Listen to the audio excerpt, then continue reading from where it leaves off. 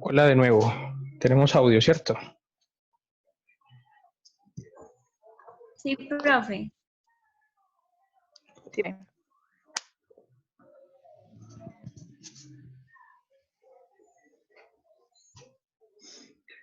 Bueno, jóvenes, vamos ya a la última parte del encuentro de hoy. Esta anatomía extraña que ustedes van a ver a continuación, no se la tienen que memorizar ni mucho menos. Pues sobre todo ahorita en este momento queda muy de para arriba poder explicárselas así palpablemente. Se las voy a mencionar, nada más. ¿Sí? Para explorar entonces el pulso arterial sí, el arterial, se puede utilizar también la arteria digital común. Esta es una continuación de la arteria mediana, no es de exploración habitual y se la utiliza en el caso de procesos inflamatorios del pie. Se palpa en la cara medial del metacarpo entre el tercio proximal y medial, o sea, pues que se hace directamente sobre sobre los miembros anteriores, básicamente, sobre la parte delantera de los miembros anteriores, derecho o izquierdo.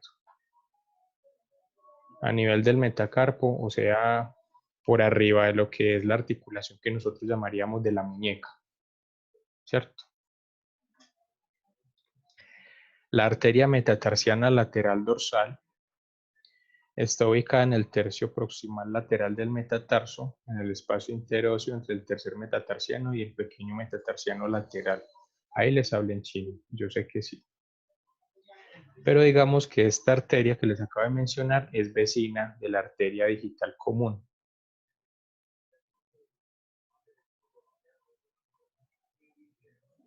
En el caso de los bovinos, se suele entonces evaluar la arteria maxilar externa. Esta se palpa sobre la cara externa de la mandíbula a nivel del borde anterior o delantero del músculo macetero. Para poderla tocar, se deben utilizar ambas manos, siempre y cuando pues el tamaño del bovino lo permita. Y el explorador, la persona que va a determinar este parámetro, se ubica del lado izquierdo de la tabla del cuello, o sea, del cuello, y apoya los dedos índice, medio y anular de la mano izquierda, perpendicularmente sobre el trayecto arterial entre la tabla mandibular izquierda. Ustedes saben por qué no se utiliza el dedo pulgar a la hora de tomar el pulso. Les pregunto. No, profe, yo la no sé. Bueno, resulta que el dedo pulgar tiene unos vasos sanguíneos de tamaño considerable y debido a que se podría decir que ese dedo tiene un pulso propio, entre comillas, o sea, un pulso muy pronunciado, utilizar ese dedo para palpar el pulso de otro animal o de otra persona o incluso de nosotros mismos puede conllevar a hacer una lectura errónea del pulso, ya que estaríamos mezclando las lecturas del pulso que tiene nuestro dedo con la lectura que estemos tomando de la vena o de la arteria que estemos palpando. Por eso solamente se utilizan los tres dedos índice, medio y anular para eso. Aunque también solo puedes usar dos, el índice y el dedo del medio, no hay ningún problema. Ya varía pues como de la contextura del animal al que se le esté tomando el pulso. La que sigue, llamada arteria coxígea media, que para mí es la mejor arteria para tomar el pulso, es la que está ubicada justamente por debajo de la cola. Esta se hace con el bovino metido en un brete y pues quien toma el pulso se hace detrás del mismo. Con una mano toma la cola del animal y con los dedos índice, medio y anular de la otra mano se ubica sobre el trayecto de la arteria perpendicular sobre el rafe medio de la cara ventral de la cola, o sea, por la cola por debajo, ¿sí? La parte que queda escondidita cuando la vaca baja la cola.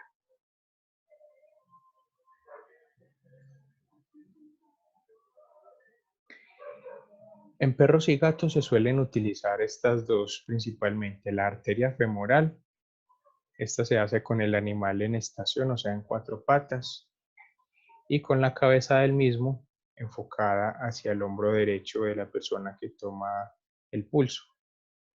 Quien toma el pulso pone sus dedos índice, medio y anular de la mano derecha en la cara interna del muslo, ¿sí? Sobre el canal femoral. La otra mano debe sostener el tren posterior del animal. La arteria braquial, esta se encuentra en la cara media del brazo, derecho o izquierdo, siguiendo un recorrido casi que recto, cuando el animal está estirado. Se explora entonces en la cara interna de los miembros anteriores, por encima del codo. Se palpa aplicando los dedos índice y medio en su cara interna y el pulgar de lateral, aunque como les digo, el pulgar no toca directamente la vena, sino que sirve como de soporte para que los otros dedos puedan tomar fácilmente la vena, poniéndolos paralelos a la patica. Los valores promedio entonces de este pulso los podemos encontrar acá abajo para diferentes especies: equinos, bovinos, ovejas, cerdos, caninos, gatos y aves, siendo dentro de los mamíferos el felino quien presenta unas frecuencias mucho más elevadas, hablando pues dentro de parámetros normales, y las aves pues también presentan unas frecuencias o unos pulsos mucho más elevados, teniendo en cuenta lo que es la normalidad.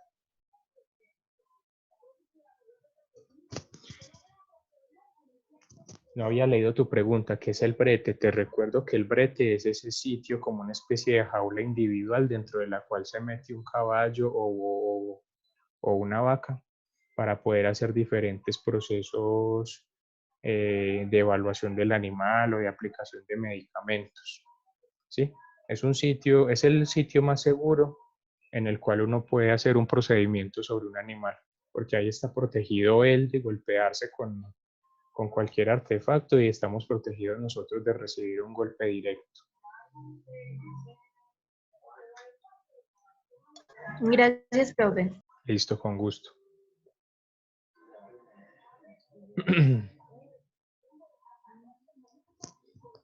Hablemos del estado de hidratación. La elasticidad de la piel del animal puede estar modificada por el estado de nutrición y por la edad de la misma.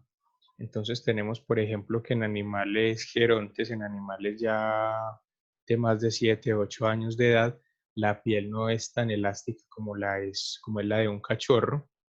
La piel de un animal geronte suele tocarse como quebradiza, como si fuera en ocasiones papel, ¿sí?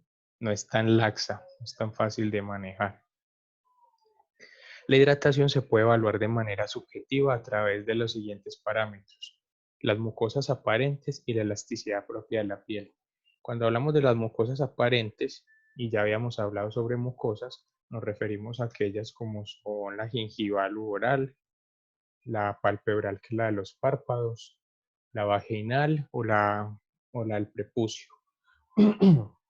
Bajo condiciones de hidratación óptima en un animal, estas mucosas deben tener un aspecto brillante y húmedo. Todo lo contrario, lo que sería un aspecto seco de las mucosas, nos llevaría a pensar que entonces el animal está deshidratado. Otro parámetro es la elasticidad de la piel.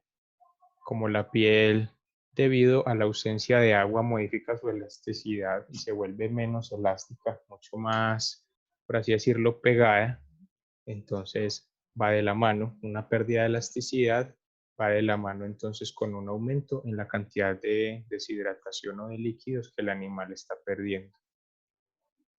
Para evaluar la elasticidad de la piel en perros y gatos, se toma un pliegue de piel, puede ser en el arco de la última costilla a manera de pellizco o en cualquier parte del cuerpo del animal donde haya suficiente piel y vos puedas tomar una pequeña porción y generar un pliegue, incluso puede ser en el cuello.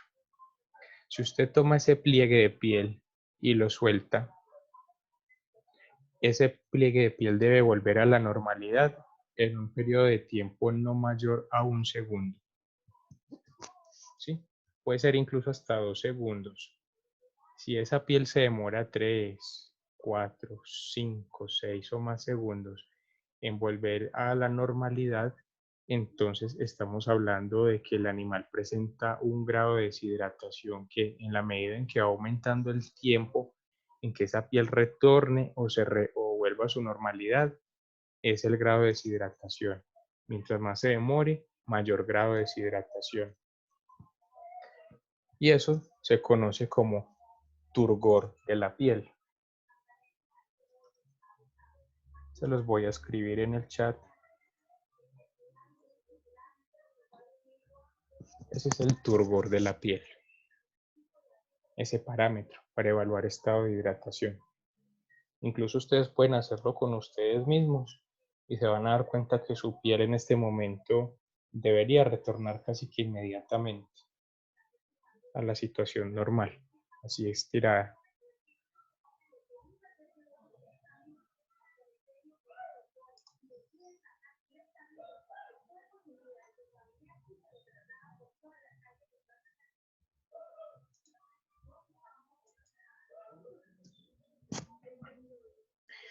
En la deshidratación marcada, entonces la piel adquiere constancia apergaminada, ¿sí? Parece como un pergamino, como un pedazo de cuero reseco. Y los pliegues persisten o tardan mucho en desaparecer, como le mencionaba ahorita, de 2 a 3 segundos, incluso más de 3 segundos. En especies como los equinos y los bovinos, la elasticidad de la piel puede comprobarse en el área de la tabla del cuello, que es un área pues lo suficientemente grande y de fácil acceso para hacer esta evaluación semiológica del turgor de la piel. Aunque en este caso hay que tener en cuenta la natural formación de pliegues que muchas razas tienen en esta región, ¿sí? A la hora de usted evaluar el turgor de la piel en un bovino, por ejemplo, cebú, que tiene mucha cantidad de piel y muchas arrugas en el cuello, tener cuidado de que esa valoración no vaya a darle a usted un parámetro errado, ¿sí? De que el sitio donde usted lo haga dentro de esa tabla del cuello le pueda dar a usted un valor real.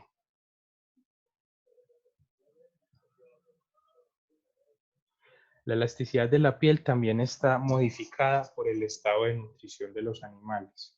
En los animales que son flacos por naturaleza, porque han perdido mucho peso, la piel se vuelve, a nivel de elasticidad, se vuelve muy lenta. Entonces, no confundir esa pérdida de elasticidad de la piel relacionada con la mala condición corporal del animal, no confundirla con el hecho de que usted crea que en realidad ese animal presenta un grado de deshidratación muy alto. ¿Listo? La evaluación objetiva entonces del grado de hidratación es a través de métodos complementarios por medio del hematocrito, o sea, la relación entre glóbulos rojos y plasma. El hematocrito es una evaluación que se hace en laboratorio luego de haber tomado una muestra de sangre de un animal. Entonces allá en laboratorio van a tomar lo mismo que les comentaba yo ahorita del hemograma, ¿sí? Van a mirar glóbulos rojos, glóbulos blancos, cantidad de plaquetas. Y el principal indicativo es En cuanto al resto de componentes, ¿qué tanta cantidad de glóbulos rojos hay con respecto a la cantidad de glóbulos blancos, de plaquetas y de otros elementos en la sangre? Una cantidad muy elevada de glóbulos rojos en la sangre podría estarme indicando de que el animal presenta deshidratación, ¿sí? ¿Por qué lo sabemos? Porque son muchos glóbulos rojos en un componente sanguíneo que carece de líquido, carece de ese medio acuoso en el cual se mueve. Ahí estamos hablando de deshidratación.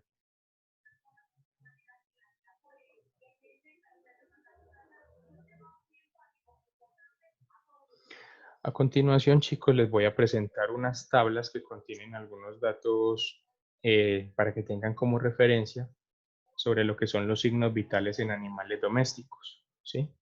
Tenemos aquí en esta primera tabla de referencia especies como lo son equinos, ovinos, cerdos, caninos, felinos, ovinos, cabras y pollos o aves, y valores de frecuencia respiratoria, frecuencia cardíaca, temperatura y pulso.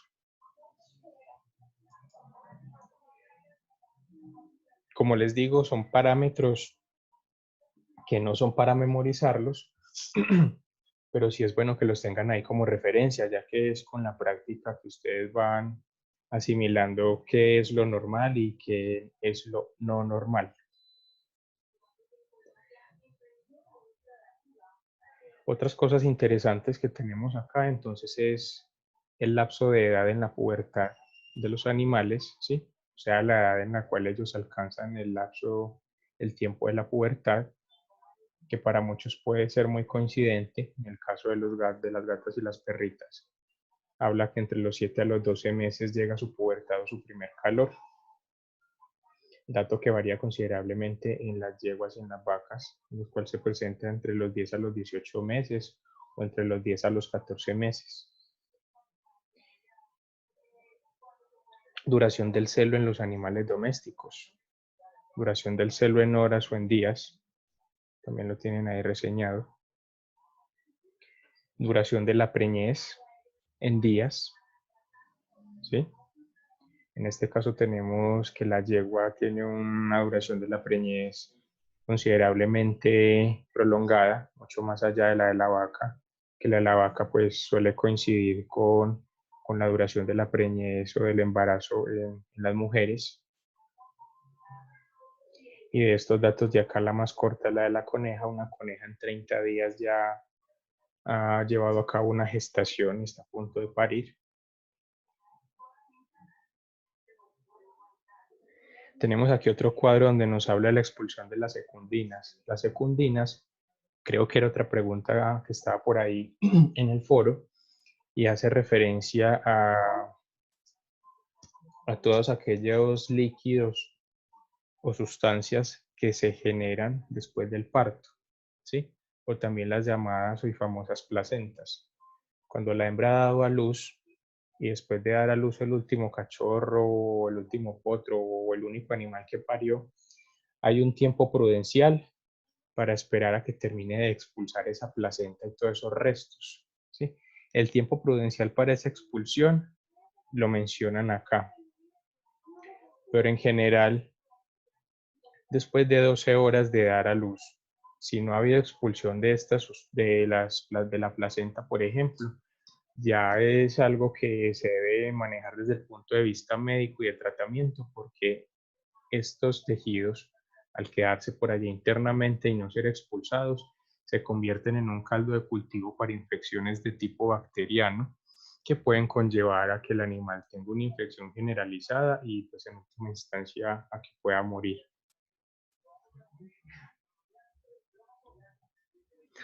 Aparición del celo después del parto. ¿A los cuántos días después de parir un animal vuelve a entrar en calor? Tenemos aquí ese dato, ¿sí? Como pueden ver, la más precoz de todas es la cerda. La cerda a los 7 días después de dar a luz, ella puede entrar en calor, ¿sí? Si esa cerda entra en calor y no se encuentra lactando los lechones, cosa que pues es muy rara, muy posiblemente pueda estar apta para que la monte el cerdo y vuelva a quedar preñada.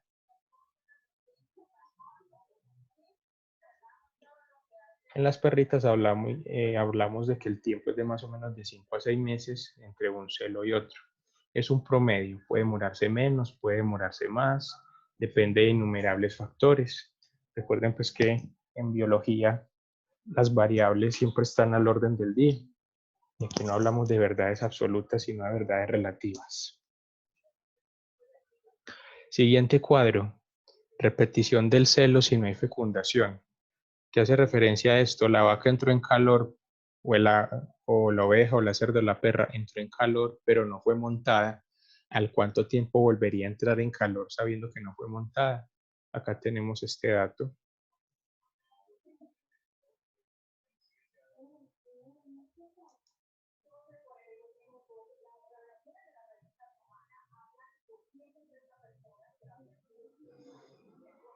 Otro anexo un poco más completo sobre pulso, temperatura y respiraciones por minutos en las diferentes especies domésticas.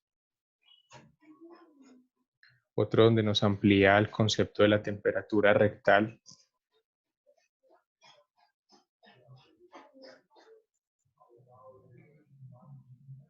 Y esa fue entonces la última diapositiva que visualizamos acerca de este tema. Les pregunto una cosa. ¿Las preguntas con las que ustedes participaron fueron respondidas acá o pasamos a mirarlas detalladamente en este momento por si hubo algo que nos quedó en el aire? Profe, yo me acuerdo, porque es que lo subí desde el computador y en el momento estoy desde el celular, entonces no sé si te respondí toda. Listo, denme entonces un momento.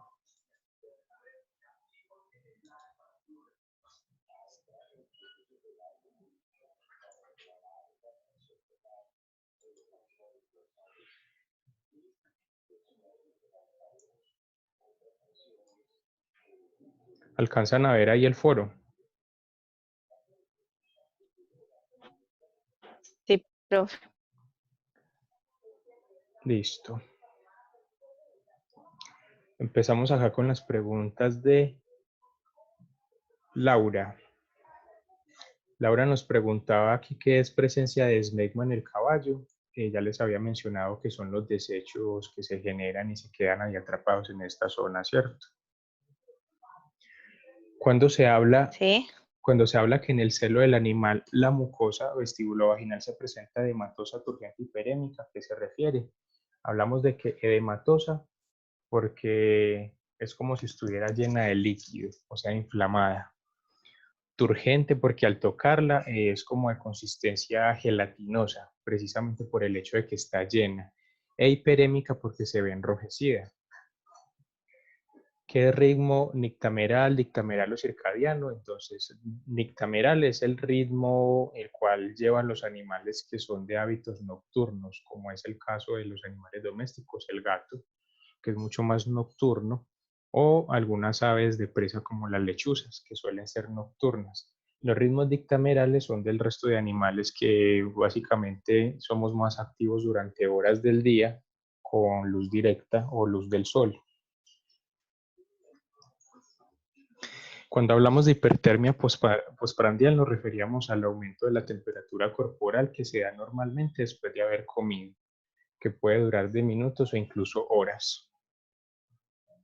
Irrigación sanguínea en las mucosas, entonces habíamos convenido de que se refiere a que evidentemente el color de las mucosas depende de lo que transporten los vasitos sanguíneos que llegan hasta allí, ¿sí? De linfagitis, linfografía, linfadenografía y linfocenteriografía lo habíamos explicado hace poco. Habíamos convenido que linfagitis era inflamación de los vasos linfáticos, linfografía era exploración solo de los vasos linfáticos, linfadenografía era exploración de los vasos linfáticos y de los ganglios, y linfocenteriografía era la exploración de los vasos y de los ganglios, pero utilizando adicionalmente una sustancia conocida como medio de contraste que permita poder visualizar mejor la forma, cantidad, estructura, grosor y cambios que puedan tener estos vasos linfáticos o estos ganglios a la hora pues de obtener una imagen de los mismos. Por aquí las preguntas de Lady Vanessa. ¿Por qué en el preparto disminuye la temperatura? Bueno, en el preparto disminuye la temperatura porque precisamente para que se pueda dar el parto, el animalito que está a punto de parir o los animalitos que están a punto de parir deben experimentar una condición llamada estrés fetal. El estrés fetal es una incomodidad que va a obligar a que los no nacidos todavía empiecen a producir sustancias como corticoides naturales que estimulen vía sanguínea a la madre para que ella empiece a darlos a luz. Y el hecho de que la temperatura disminuya es un mecanismo fisiológico que acelera la presentación de este estrés. ¿Sí? Las neoplasias básicamente se conoce como neoplasia a todo aquello que es neocrecimiento o crecimiento de algo nuevo. O sea, todo lo que son tumores clasifican como neoplasias.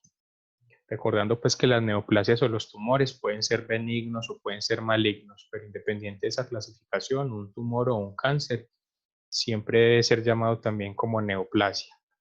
Son sinónimos entre ellos.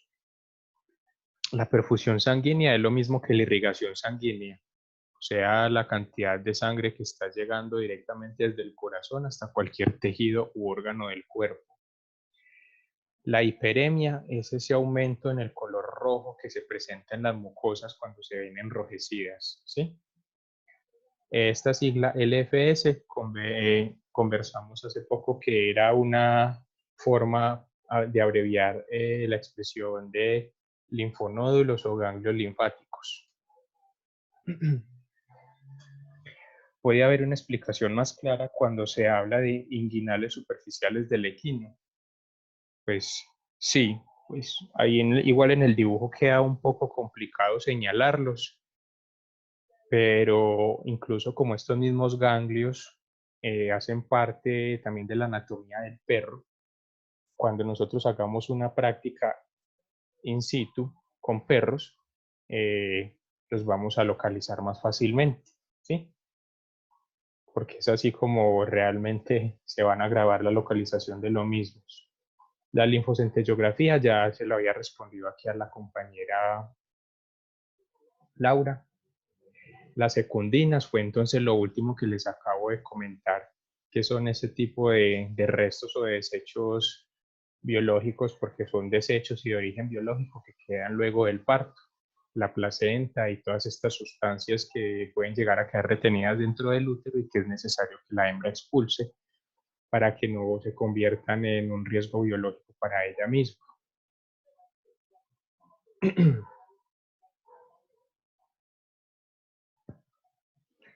Por aquí tenemos las preguntas, más que preguntas son palabras desconocidas que nos traía a colación la compañera Lady Juliet. El término exprofeso hace referencia a algo que uno, bueno, ya que me acuerdo bien, esto lo habíamos visto en la clase pasada cuando hablábamos sobre auscultación y palpación, ¿sí? Cuando hablamos de la auscultación y palpación al mismo tiempo, en ocasiones uno mismo debe generar o estimular la producción de ciertos sonidos en un animal para estimular otros que necesita uno escuchar. Por ejemplo, cuando a nosotros nos están auscultando, los pulmones, el médico nos dice que produzcamos tosa para escucharlo mejor. Usted al perro no le puede decir que tosa porque él no lo va a hacer, pero puede estimular la tos haciendo un masaje en la tráquea y de esa manera el animal va a toser y usted puede escuchar mejor los pulmones. Eso que estamos haciendo sería, por ejemplo, un sonido exprofeso. Estamos generando tos a partir de un estímulo para escuchar mejor los pulmones. Esto, cuando nosotros hablamos de mórbido, dentro de lo que es la medicina, nos hacemos referencia a un proceso de enfermedad. Así como cuando hablamos de algo patológico, estamos hablando de un proceso de enfermedad. Cuando hablamos de criptorquidismo, estamos hablando de una condición que solamente le da a los machos y que consiste en que los testículos quedan retenidos y nunca descienden. Hablemos del perro. Cuando los perritos machos nacen, hay que hacer una identificación para diferenciar cuál es hembra y cuál es macho. ¿Por qué hay que hacer esta identificación? Porque a ellos no se les ven los testículos. Los testículos están todavía retenidos dentro de su cavidad pélvica. Y es con el paso de los meses que los testículos se van exteriorizando hasta que bajan de esa cavidad. Más o menos a los 7 u 8 meses de edad ya los testículos deberían estar fuera de la cavidad pélvica y hacerse notorios. A veces esos testículos no se exteriorizan, no bajan, se quedan ahí retenidos. Cuando los testículos se quedan retenidos, estamos hablando entonces de que hay criptorquidismo. Entonces, ¿cómo se compone esta palabra? Cripto viene de criptos. Criptos es oculto o escondido. Y orqui viene de orcos, o sea, de testículos. ¿Sí? La partícula ismo hace referencia a una condición de salud. Entonces, criptorquidismo traduciría literalmente testículos guardados o escondidos. Esto. Este criptorquidismo puede presentarse que los dos testículos se queden retenidos o solamente uno de ellos se esté retenido y el otro sí haya descendido. Cuando hay uno solo el que está retenido, se le llama que el animal es monórquido. Ahí se los escribí. Mono de uno y órquido de orco de un solo testículo. Pero eso también puede ser porque ellos todavía sus partes íntimas, por decirlo así, no han, o sea, no han, sí, pues, ¿cómo les No se han explico? desarrollado por completo. Eso, sí. Pues mira, ve a abrir ahí la puerta que tocaron el timbre. Más allá de que no haya habido un desarrollo completo de sus genitales, esto se debe a que en la cavidad pélvica hay un anillo conocido como anillo inguinal, el cual permanece cerrado mientras ellos son cachorros. En el momento en que ellos empiezan su madurez sexual, ese anillo inguinal se abre para permitir que los testículos desciendan. Si ese anillo inguinal se abre, los testículos van a descender. Si se abre a medias, solo va a descender uno. Si no se abre, ellos se quedan retenidos. Entonces está más relacionado es como con el cierre, perdón, con la apertura y posterior cierre de nuevo de ese anillo inguinal. El hecho de que estos testículos bajen o se queden retenidos. Esto es una condición que es hereditaria, o sea, pues que tu perrito lo puede tener y los nietos de tu perrito lo pueden tener y así sucesivamente. Y se le sugiere siempre a los propietarios de un perro en esta condición que no lo usen para reproducirse porque pues es hereditario y porque esos testículos, el que esté retenido no va a funcionar ni va a producir espermatozoide, solamente el que haya descendido. Y si son los dos los que están retenidos, pues ese animal no produce espermatozoides, no produce la suficiente testosterona, o sea, pues que no va a poder nunca ni siquiera percibir una hembra en celo ni preñarla. Y al estar retenidos, esos testículos se convierten más adelante en un posible cáncer, entonces hay que operar. Hay que extraerlos si ambos están retenidos, o extraer el que esté retenido y el que haya descendido también hay que quitarlo para quitarse dolores de cabeza. Bueno, cuando hablamos de manto piloso nos referimos, es un término bonito para hablar del pelaje del animal. Irrigación, entonces, hace referencia a la llegada de sangre a cualquier parte u órgano del cuerpo. Linfadenografía ya lo comentamos. Algún golpe fuerte puede causar las fasias de dicha especie o podría ser hereditario. Esas fasias pueden estar relacionadas casi siempre con un daño neurológico. El daño neurológico puede ser de nacimiento, ¿sí? Porque se adquirió en el momento del nacimiento, porque el animal ya venía con él o incluso por un golpe. Se pueden dar esas condiciones. Después de hacer ciertos exámenes para dar con conjuntiva palpebral podría curarse. ¿Cómo se trata? Cuando hay conjuntivitis, casi siempre se trata con un colirio, que es un medicamento que viene diseñado para acabar con la inflamación y la infección en los ojos. Los resultados son muy buenos siempre y cuando haya sido bien diagnosticado el problema. Y por acá vamos a pasar a leer las preguntas de Camila, pues que hoy no nos pudo acompañar, pero igual vamos a darle respuesta. ¿Cómo evitar que las lesiones de la piel y pelos se transformen en un signo?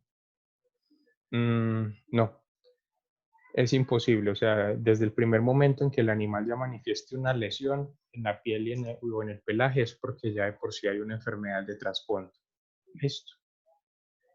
¿Cómo evitar que se enferme de la piel y del pelaje? Pues manejando una muy buena nutrición, alimentación, buenos hábitos de higiene, sobre todo desparasitación tanto interna como externa del animal, para evitar ahí la llegada de ácaros, cuidar de las condiciones de humedad extremas que puedan llevar a que el animal presente hongos, básicamente a punta de manejo. ¿Sí? Un buen manejo de un animal nos va a evitar la aparición de gran cantidad de enfermedades a futuro. Alopecia es calvicie, básicamente, en cualquier especie. El síndrome febril, como les comentaba anteriormente, va de la mano con un evidente aumento de la temperatura, perdón. Ese aumento de la temperatura puede deberse, bien sea a una fiebre séptica ocasionada por una infección o a una fiebre no séptica ocasionada por la presencia de neoplasias o de tumores o de alguna enfermedad del sistema inmunológico. Listo. En ambos casos, independientemente de cuál sea el origen, pues podríamos estar hablando de un síndrome febril. ¿Qué función tienen los alvéolos pulmonares? Los alvéolos pulmonares tienen la función de recibir la sangre con oxígeno que llega hasta ellos. Alvéolos pulmonares, sí. Allí llega la sangre sin oxígeno y es oxigenada. Y la sangre que llega con dióxido de carbono, que es el resultado de la respiración, es tomada allí para luego ser expulsada del cuerpo. Es como el sitio donde se genera el intercambio oxígeno-dióxido de carbono entre la sangre y los pulmones para después pasar al resto del cuerpo. Cuando nos hablen de fisiología del sistema respiratorio, la persona que nos haga la consulta nos va a ampliar un poco el tema y yo les voy a pasar esa documentación también para que ustedes lo lean. Esmegma, porque esta enfermedad se da más en el caballo que en otro animal. Pues no es que se dé más en el caballo, sino que se da en todos los machos. Digamos que el caballo, por su capacidad y por la longitud de su miembro viril, pues está como mucho más predispuesto, pero no es únicamente exclusivo de ellos el tener esa cantidad de residuos ahí en su prepucio. ¿Cuál es la diferencia entre proestro y estro? Pues que básicamente el proestro es el paso antes de llegar al estro, antes de que la hembra entre en calor. Debe estar en un estado de proestro donde todavía sus ovarios no están al 100% funcionales, produciendo las hormonas que van a atraer al macho para la monta. ¿Para qué sirven los componentes antonina y tripaflavina? En la naturaleza hace parte como de los colorantes naturales que tienen las plantas. No tienen valor pues como tal nutricional, pero están en las plantas que consumen los animales herbívoros. Palabras desconocidas, tríada. Hablamos de una tríada cuando nos referimos a la presencia de tres cosas en un sitio. ¿Sí? Eso es una tríada. Tres cosas que están presentes en un lugar para una determinada función. Por ejemplo, en el caso de la religión, que se conoce como Padre, Hijo, Espíritu Santo, que es la Trinidad, también es conocida como una tríada, porque son tres componentes de un mismo contexto. Cuando hablamos de claudicación, estamos hablando propiamente de lo que es una cojera. Cuadripedestación es cuando el animal está parado en sus cuatro miembros. El estreptococo hace parte de una familia de bacterias conocidas como estreptococos que generan, la mayoría son infecciosas, generan problemas de salud. Y el hollar es una de las cavidades nasales por las cuales los mamíferos respiramos. Chicos, nos queda menos de un minuto. Si de pronto quedó alguna pregunta o algo en el aire, entonces en nuestro próximo encuentro de 8 días la retomamos. Muchas gracias por la asistencia, cuídense bastante, bien juiciosos, solamente salgan si es necesario. Y nada, estamos pendientes ante cualquier novedad. Chao a todos. Listo, profe. Gracias. Con gusto, chao.